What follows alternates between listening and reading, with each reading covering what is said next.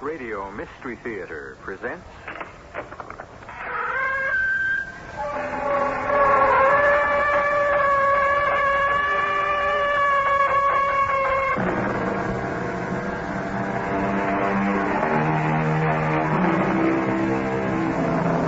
Come in. Welcome. I'm E.G. Marshall. This is an unusual story about an unusual grandmother who, without really being able to explain it, performed an act of the supernatural. Yes, supernatural, because sitting in her room in a nursing home, working on a needlepoint portrait of her old house, she somehow brought her son to his senses and created peace where there was chaos. It began in the strangest way. Nell Atterwood's grandson, Rick, 25, was paying her a visit at the home. What's that you're working on, Grandma? A picture of my old house. Oh, a copy of the needlepoint in Dad's living room. More or less. Mm-hmm. You've left out the maple tree by the side of the house. Oh, it never should have been there in the first place, Rick. Killed the grass. I've taken it out. Mm-hmm. So did the windstorm night before last. Oh. The old maple blew over. Did you know that? No. Oh. Funny coincidence, isn't it?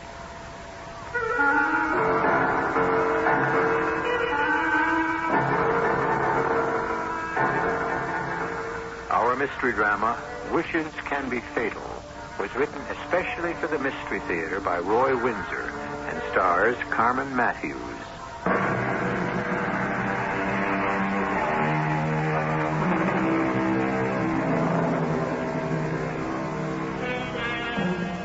Are thoughts just dreams until their effects have been tried? Maybe. I'm not sure. If you have a thought and act on it, you'll find out if it's useful or foolish. But what about thoughts you don't act on? Is any one of them strong enough to affect someone else? Extrasensory perception, for instance. Some psychologists use that phrase to explain clairvoyance and telepathy. Can we deny them? And can a thought, not acted on, act of itself? Evening, darling. Well, why are you home so early? It's only 5:30. The buyer canceled the appointment. I'm afraid he's decided on some other house. And there goes your commission. Well, that's the way it goes in real estate. We could have used that money. I know it. We're overspent. We'll have to cut down, Elsa. Cut down where? We didn't need the new car. Not right after you had the kitchen redone. I just can't afford... The old car was 6 years old and falling apart. It made me feel creepy driving it. You know, you don't know what it's like for a new wife to move into a house where you lived with her and 2 children and your mother. Ghosts in every room. That car was hers, so was the kitchen, and our bedroom was her bedroom. We ought to sell this old ark and buy a place of our own. I like the house. My roots are here. Well, mine aren't. Look, Ed, your mother's in a home. Yeah. Whenever I think about it, I feel rotten. Nothing wrong with my mother. She didn't belong here with us. It was her home. She owned it. And gave it to you. She wasn't happy with me here. She didn't expect you to remarry. She's better off in a nursing home than in this old place. Oh, darling, why must we always argue about my mother and the house? It's mine. My mother never visits, and my children are off on their own. I just feel smothered by your past. Ed, let's sell the house. Move to Florida. Real estate's big business down there. In no time you'd be making all kinds of money. And think of the weather and the beaches and being away from all of this. Is that what you really want? Yes, Ed. I'm just stifled here. And it's what I'm going to have one way or the other. Let me think about it. What's there to think about? Well, for one thing, money. Well, this house is worth something. Not too much after I pay back the mortgage. But the money you borrowed can be added to the sales price. A lot of it went into repairs. And the new car, and the new kitchen, and into redecorating. And into my mink coat. Okay, say it. You're thinking it. Am I supposed to run around in rags? Oh, I don't begrudge you any of these things, Elsa. I'm just saying they cost money. And I'm just not selling enough to keep up with the expenses. Well, ask your mother to help out. Ask my mother? Why not? She's still got a substantial income from stocks and savings. After giving me the house, you want me to ask her for more help? What if I cozy up to her? I don't think I'd try, Elsa. She's 74, but she's as sharp as a razor. No, I wouldn't try that. Where are you going? Upstairs to lie down for half an hour. Oh, did they come over and cut that old maple into logs? Yes, they stacked it in the cellar. Sorry about losing that old tree. That's odd. What's odd? The needlepoint picture of the house. What about it? I could swear that when my mother made it for us, the old maple was right there. It's gone. Well, you're mistaken. If it was there, how could it not be there now? The real maple's gone, blown over by the wind. And the maple in the picture is now gone. I find that very strange.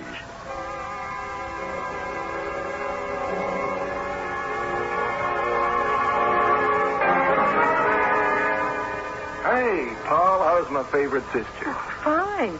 What's this favorite sister, Jazz? I'm the only sister you've got. True. So, this is it. I like it. Not bad, right? This little living room, a bedroom, and kitchen, all for $175 and utilities. Pretty good location, too. The shore road's okay. Yeah. I like it. Well, sit down, Rick. Hey, Mother's old Winsor chair. I'll be darned. Well, Dad said I could have it, and Marie Antoinette couldn't have cared less. She goes for ultra-modern in aluminum and fake leather. I took some other old things, too, and some photographs. I always liked that one you took of Mother and Dad. Yeah, I like it, too. What a mess. But it's a fact, and we have to live with it. Oh, he could have fallen for that selfish, tasteless chorus girl. I'll never... Model, not chorus girl. No, I don't know. He's only 51 and lost after Mother died. Along comes this girl, Elsa, whose teeth can cut steel. What are you going to do about it? Nothing. She drove Grandma into a nursing home. We couldn't stand to live there. I'm sorry for Dad, but I'm glad I've got a place of my own. What if we found a big place? 2 or 3 bedrooms, and the 3 of us moved in. 3? Which 3? You and I and Grandma. I hate to think of her in that nursing home. She seems to be doing all right. I don't know, Paul. The idea of the 3 of us together doesn't really send me... Oh, she'd love to keep house for us. Maybe, but we're not kids. We got our own friends. Now, I love Grandma, but I don't see myself as her little boy again. Or you, too. No, Grandma's all right. She's lonely for what was, I suppose. I worry about Grandma. Well, don't. She's well. She just needle points. Right now, she's making another portrait of the old house. Oh, that's sad. Yeah. It's something else, too. Her copy hasn't got the old maple tree in it. You remember the one? I carved my initials in it when I was 6. Well, maybe she's forgotten the tree. No. No, she's leaving it out because it's no longer there. But the tree blew down night before last, and Grandma didn't know about it. That's off the wall. Weird, right?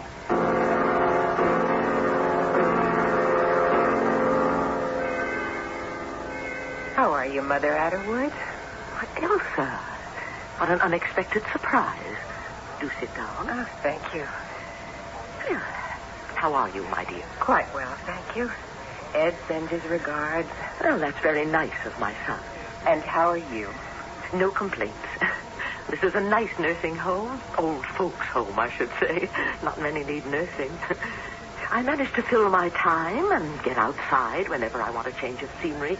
I went into the city last week with a friend and had a glorious time last Wednesday. Took in a matinee and had supper at a very good Italian restaurant on 53rd Street. Sounds wonderful. Theater, dinner. We haven't been in the city since before Christmas. Can't afford it. Oh? I thought Ed was doing quite well. Not well enough to keep up with expenses, and we've had a lot of them lately. I even suggested he sell the house and we move to Florida.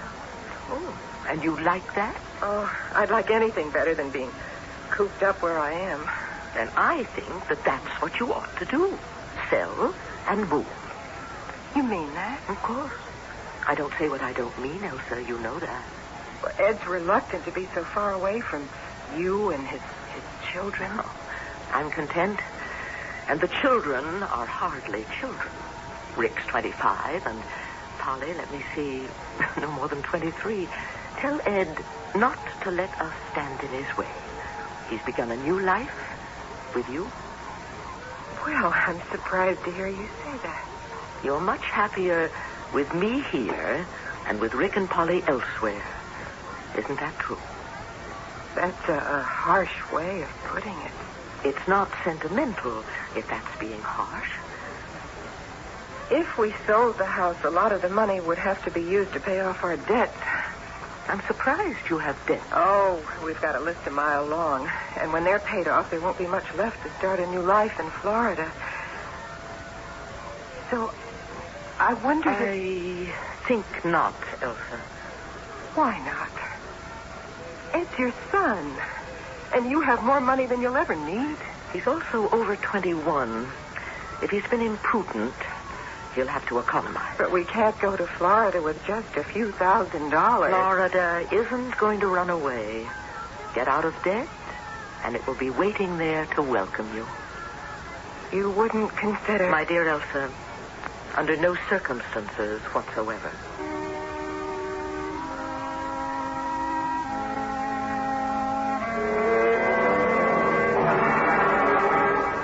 What? Oh, no. Poor Chin Chin, that poor little dog. Who ran over him? What? Left him to die in the street. That's horrible. He's where? My husband will come get him. Oh, poor Chin. Hey, what's the matter, darling? Here, hang up the telephone. Oh, and someone ran over Chin Chin and killed him and left him to die in the street. Oh, I'm so sorry, darling. I really am. Please don't cry. You hated Chin Chin. Now, how can you say that? You called him a nasty little mob. I liked him. Where is he now?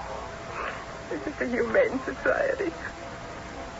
I don't want him destroyed. We'll bury him in the backyard. All right. I'll drive over there now. Will you be all right? I will never be all right. First, your rotten mother. Now, watch it, Elsa. She is selfish. I told her our plans, and she said that under no circumstances would she help us. And she's quite right. We're stuck right here until I get us out of debt. But I don't want to stay here. She's a selfish, nasty old woman. I'll be back soon. I'll be darned. Elsa, come here. Look at the needlepoint picture. That miserable thing. I hate it. When my mother made it for us for a wedding present, she put Chin Chin in it. Down here in the middle of the front lawn. Do you remember that? Yes. Oh, where is Chin Chin in the picture? Gone. He's gone. Chin Chin is dead and his picture is gone. Get that thing out of the room before I destroy it. Get it out or I'll destroy it.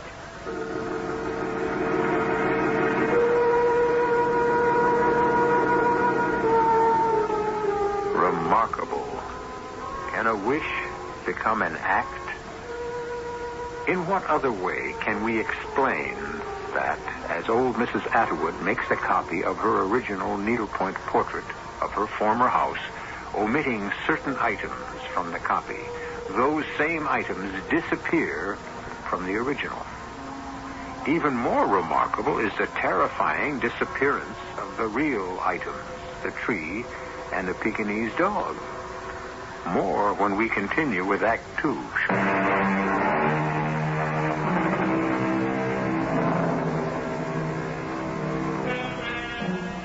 I don't suppose there's anyone who at one time or another hasn't said, I could kill him, or I wish he were dead. Angry remarks soon forgotten. And of course, we've all heard the expression, if thoughts could kill. Now, is that possible? Well, my goodness, the two of you. Please sit down. How are you, Grandma? Oh, just fine. Yeah, they treat me okay? If they didn't, they'd hear about it, Rick. No, it's a nice enough place. But it's not home. Well, yes, it is. A home for the homeless. Oh, that sounds sad. Well, it isn't really, Polly.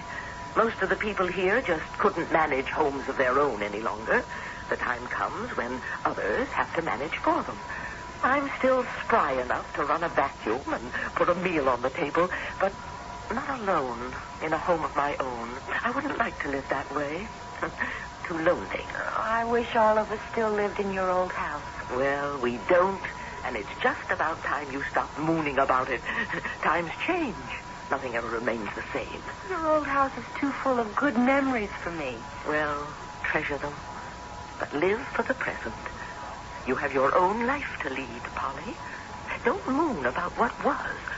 My goodness, that's just about all that I listen to around here. So you want to stay here? Why, of course. It's not bad at all, and I get out whenever I please. But you still think about the good life we had in the old house, don't you, Grandma? Uh-huh. Well, I mean, why else are you making a copy of that needlepoint picture of the house in the grounds? Well, yes. I admit the house holds many memories for me. The needlepoint portrait is a kind of talisman for me, a reminder. Sentimental nonsense, I suppose. Grandma, may I see your needlepoint? Certainly, my dear. It's here in my bag. There you see, Paul? What'd they tell you? No maple tree. Oh, where's that dog? Huh? Oh, hey, no Chin-Chin. Well, I'm glad you left him out, Grandma, nasty little dog. I agree. He gave me a good nip when I was still living there. Well, it's going to be a lovely picture, Grandma. And much airier without the maple. And more serene without Elsa's pet. You're idealizing it, right, Grandma? Well, I suppose you might say that, Rick. In the original picture, I put in everything that should be there. House, trees, shrubs, the three of you, and Elsa and her Pekingese. In my copy, I'm just going to keep what the house ideally ought to be. And that doesn't include the old maple or the dog. And nature sure cooperated with you about the tree. You got any more magic up your sleeve?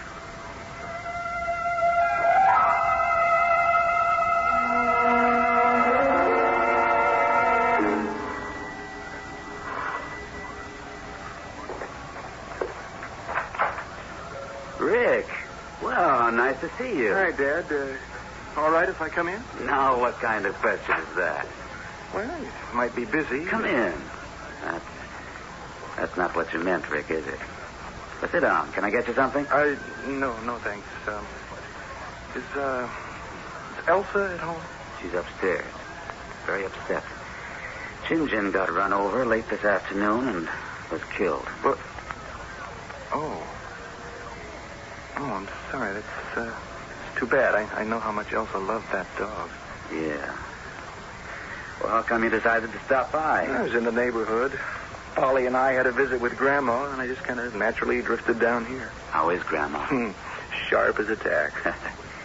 You ought to visit her more often, Dad, if you don't mind my saying so. I guess Elsa paid her a visit today. Yeah. I asked her not to. I knew what would happen. Your grandmother tell you why Elsa came to see her?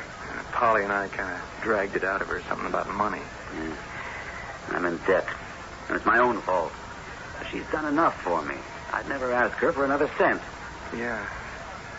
I see the old maple's gone. Yeah, we had to cut into logs and store it in the cellar.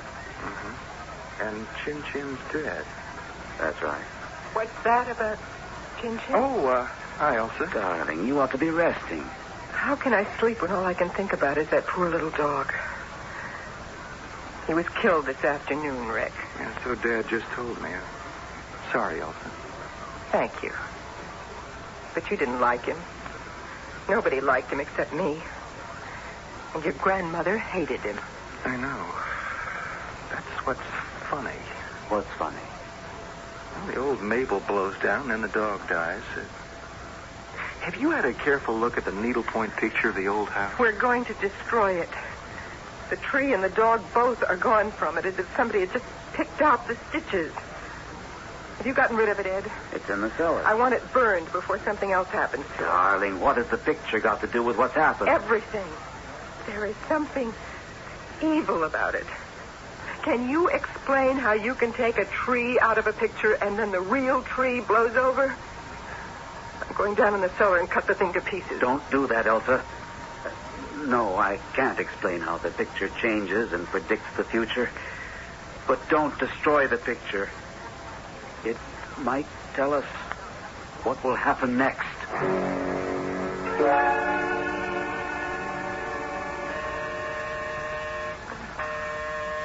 Who is it? Me, Rick. Oh, just a second. Oh, it's almost 11, Rick. Yeah, I've been at Dad's. I told you why I was going to go over there to see him. And? Well, the dog is dead. Elsa's darling little Chin-Chin was killed late this afternoon. Oh, that's far out, Rick. That's just what it is, far out. Grandma sits over her needlepoint like Madame Defarge over her knitting, recording everyone headed for la guillotine. Oh, that's weird. It scares me stiff. What are we going to do about it? Oh, did you tell Dad that Grandma is making a copy of the original picture of the house? I was going to, but Elsa's so crazy angry about the dog. Who knows what she might do? You mean like going after Grandma? Sure. That doesn't make sense. A tree can blow over, a dog can die, but who's got the power to make these things happen by changing a picture? Well, we're in the original picture, Rick. So is Dad.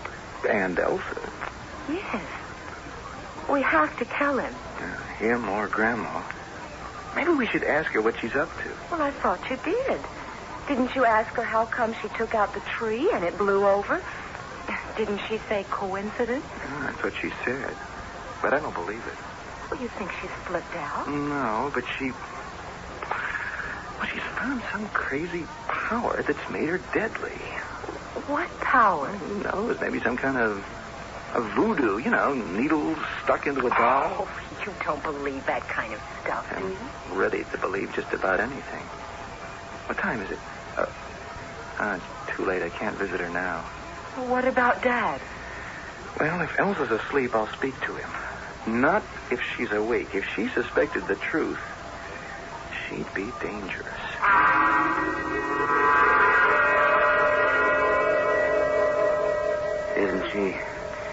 Isn't she awfully young to be struck with that kind of disease, Doctor? Elsa tells me for over a year she's had aches and pains. She hasn't been very good about physical checkups. And would have spotted the condition long ago. Well, will she be crippled? Remissions have been known to occur, but there's no specific cure for rheumatoid arthritis. And she has the symptoms? Yes. Where'd she get it? Don't I wish I knew. Now, what your wife needs is bed rest, baths, rubs, and a good frame of mind. She will become crippled. I won't deceive you. It's likely, yes. Good Lord. She's only 38, Dr. Berg. I know. Doctor, take a look at this. Oh, the needlepoint picture of your house. A fine piece of work. I told you about the tree and the dog. Now look at this. Figure of a woman leaning on a cane. Well? As late as 9 o'clock tonight, that figure was standing erect. Now, it's leaning on a cane. I don't understand. Neither do I. You're sure you're not mistaken? No. It's some kind of magic. That's a little beyond my understanding. Excuse me, Doctor. I'll be on my way. Be sure that your wife gets plenty of rest. Yes. Oh, Rick. Hi. This is Dr. Berg. My son, Rick. Hello, and goodbye. What is it, Rick? I had to talk to you, Dad. Can it wait? I've had a devil of a night. Yeah, me too. Oh, well, sit down. What's the picture doing back up in the living room, Dad? Take a look at it. There's a good chance that Elsa's got rheumatoid arthritis. Oh, that's awful. Yeah. I don't think she knows it yet. Elsa was right. There's a curse on that picture. Take a careful look at it. Well, the figure of the woman leaning on the cane? Yeah. Yeah. Well, that's what I came to tell you about. Dad, I'm scared. I thought something like this might happen. Why? Grandma. What? Grandma is making a copy for herself of this original needlepoint picture. Yes. Yeah, and in the copy, she's omitted the maple tree and the dog and... Well, and now in real life, both are gone. And I'm willing to bet that in Grandma's copy, the erect figure of the woman is bent over and leaning on a cane. Do I sound crazy? I can't believe it, Rick. How can we believe that my mother has discovered some power to... Oh, no, it doesn't make sense. Have you known about this for some time? Well, only since I saw Grandma's needlepoint with a tree gone from it, and that was just at the time the tree was blown down. I saw her tonight, and the dog was gone, and now Chin Chin is dead. This is beyond sense. Dad, I wouldn't tell Elsa. No, I suppose not.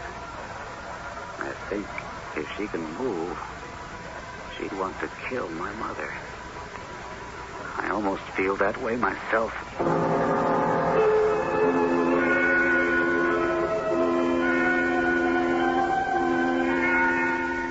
The question is this. Is old Nell Atterwood a force for good or for evil? And there's another question. Does she know she seems to possess thoughts that can kill? As distinguished a philosopher as Santayana once wrote, that there is nothing impossible in the existence of the supernatural. Its existence seems to me to be decidedly probable. More when I continue with Act 3.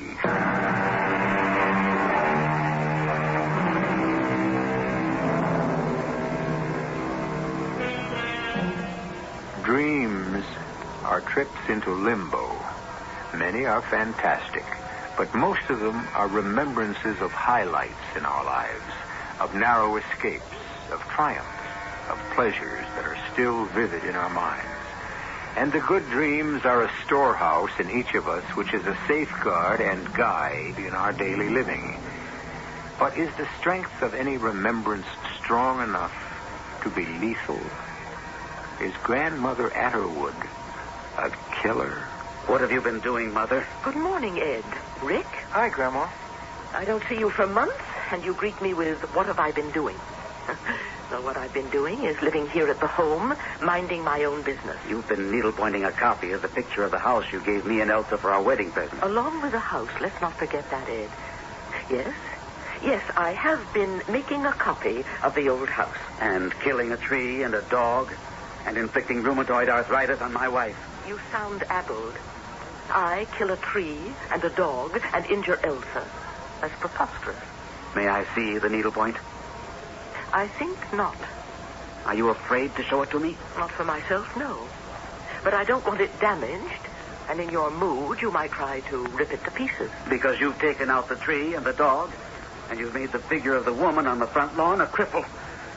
And everything you've done on that canvas has come true in real life. What's happened was bound to happen. I had nothing whatever to do with it. Those things were determined in the nature of things. The maple was rotten. Chin Chin always chased cars. And as for Elsa, arthritis is no great surprise in a person who's had gout. Now, just what are you accusing me of? Hatred. You hate Elsa. You hate me for marrying her. You hate being here instead of in your own house. And somehow you've destroyed a tree and a dog. And now you've inflicted an injury on my wife. Dad, that just doesn't make sense. You be quiet. Now listen, Mother. I don't want you to take another stitch in that miserable picture. Are you accusing me of necromancy, conjuration? Can you in your right mind believe that I have such a power? How else can I explain what's been happening? It's not I who hate Elsa, or you for marrying her, or living here instead of my old home. It's you, Ed. Why don't you face it? You're miserable. You were bedazzled by a pretty face and a good figure. But is Elsa half the person that your first wife was? I'm in love with Elsa. No, you're not. Infatuated, maybe.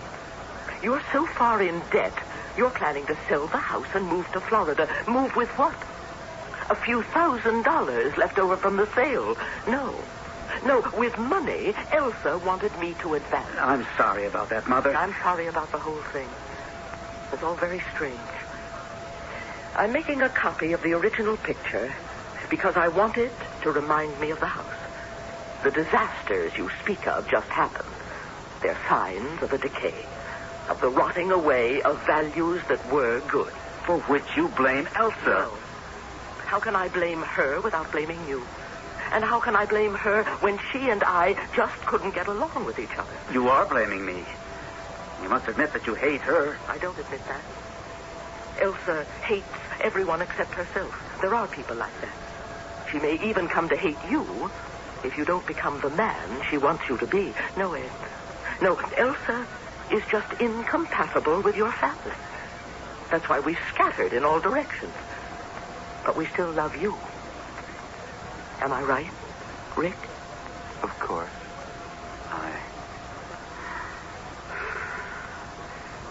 I'll be going along to work.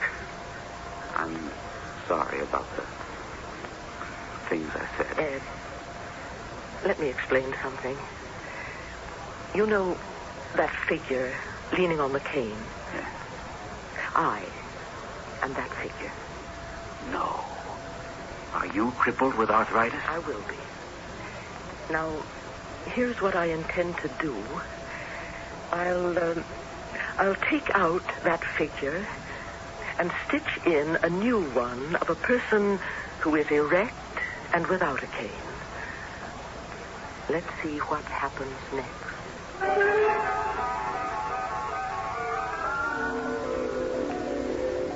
Well, Dr. Berg? Your wife is much improved. She still has pain, especially in the right hip, but she can move around. Remission? No, Mr. Atterwood, not this quickly. Arthritis, it doesn't go away overnight. I learned just now she has had a history of gout. It's an allied disease. But she can get around. Oh, yes, for a while. How long, I could not say. I've prescribed for her, and she'll get relief. Wow, that's good news.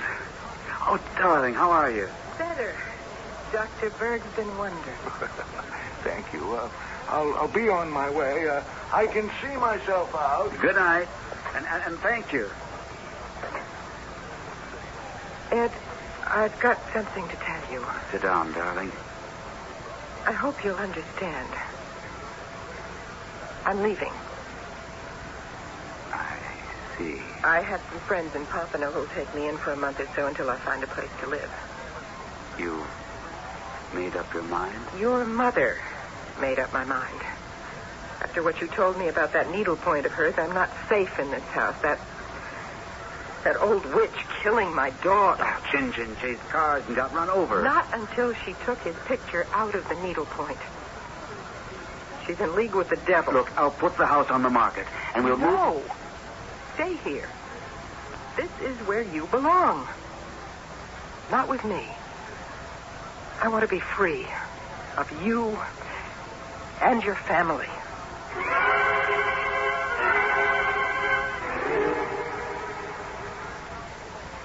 You, too, are becoming regular visitors. Yeah. Rick told me what happened this morning, Grandma. Well, it wasn't very pleasant, Polly. But you'll agree it's all been kind of funny. Yes. And I've been thinking about it all day. Darned if I can figure it out. Maybe, not consciously, but maybe deep down inside your mind there's a powerful subconscious wish to restore what was. You know, you and us with Dad in the old house. Oh, I can't believe that, Rick. I told you before, what's past is past. I did make the change in the needlepoint. Is it just about complete? Just about. Here, take a look. Oh, it's just lovely. Thank you. Grandma, that change in the needlepoint you were making, Rick said you told Dad you'd take out the figure of the woman with the cane and put in one of a woman standing erect. Yes, substituting Elsa for me. Elsa upright. I was the figure with the cane. Well, where is the figure? Pardon? There's no figure of the woman in the picture at all. Just Dad and Polly and me. Let me see that. Oh, saints above. You did sew in the new figure. As I sit here before you, I picked out the stitches of the other figure and... well, this is incredible. Now, what could have happened to the new figure? And what could it mean? Maybe we'd better telephone Dad and... Yeah, let's go over there, Polly. I smell trouble.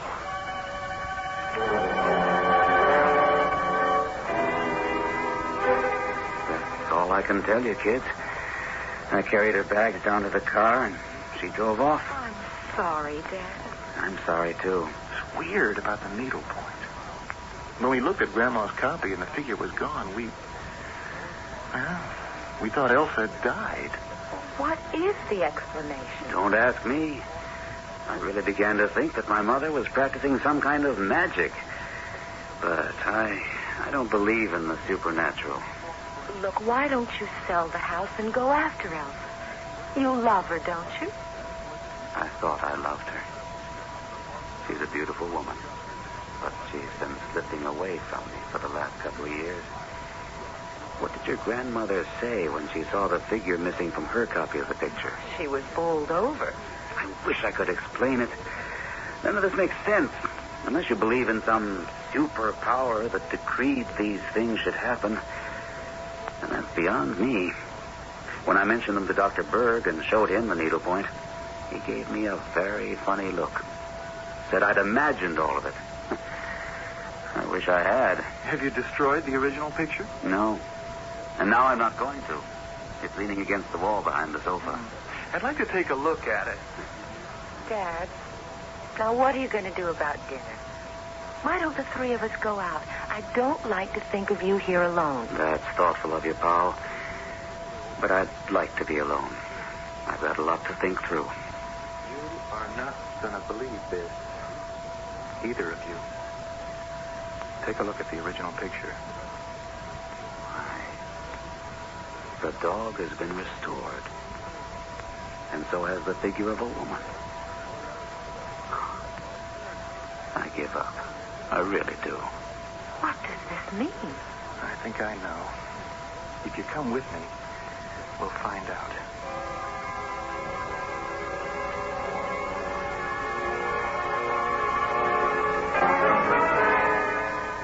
This is madness, Elsa.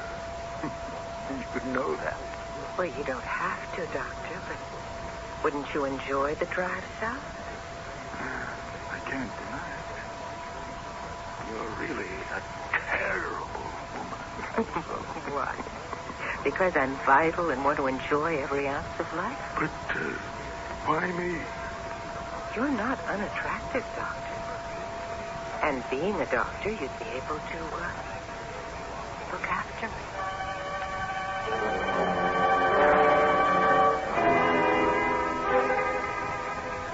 Here it is. With 4 figures in the foreground and a dog. When did you do this, Mother? Well, I worked on it all day, but I don't think that will restore Elsa to you, Ed. You say she's left. Yeah. Just about the time her figure disappeared from this copy of the picture of the house. Explain the dog, Grandma. Well, as I told you, the house was to be an ideal house. It needs a good dog. And then there you are, Ed, and here are Polly and Rick, with your wife dead and with Elsa having run away. The place needed an older woman to kind of hold it together. So that's you in the picture, right? Yes. It doesn't mean I'm back there in the house any more than you or Polly are, Rick. It's just a picture of a reasonably happy group, and it gives me pleasure to look at it, that's all. No magic. No. All the magic went out of it when Elsa moved in. She wasn't entirely to blame. She wanted things her way. You made it possible for her. And drove you into this place, and Polly and Rick out on their own, and me into debt. Regret is a hiding place, not a sanctuary. What happened to you is regrettable because you say it is. But if you don't put your regrets aside, you won't have a tomorrow, Ed. And what I want for tomorrow is to have you move back into the house with me, Mother. And Polly and Rick, too. Is that what you really want? Now? Yes. And I'll tell you something. It will hurt, but you'll find it out sometime. So you may as well hear it from me. Dr. Berg, who attends us here, is driving south for a week. He's not going alone. He's chauffeuring a patient of his who has shown signs of rheumatoid arthritis. He's been interested in her for a long time. You're implying... I've suspected it. So I did try a kind of magic to save you and your sanity. Then all this really was a supernatural phenomenon? You might call it that. What do you call it? I think I call it love.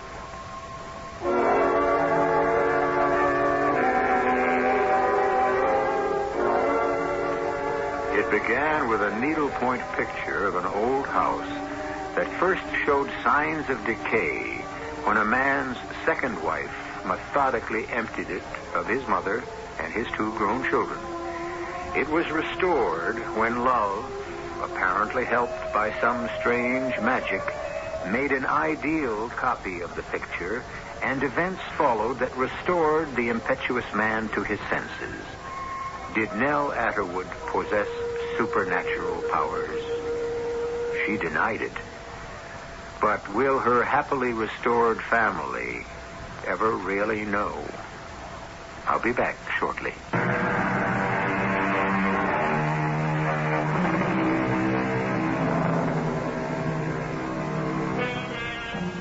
A bad apple can spoil a barrel. There are persons like that. Those who don't fit into society because they're self-centered, unapproachable, and defensive. Such a person was Elsa Atterwood.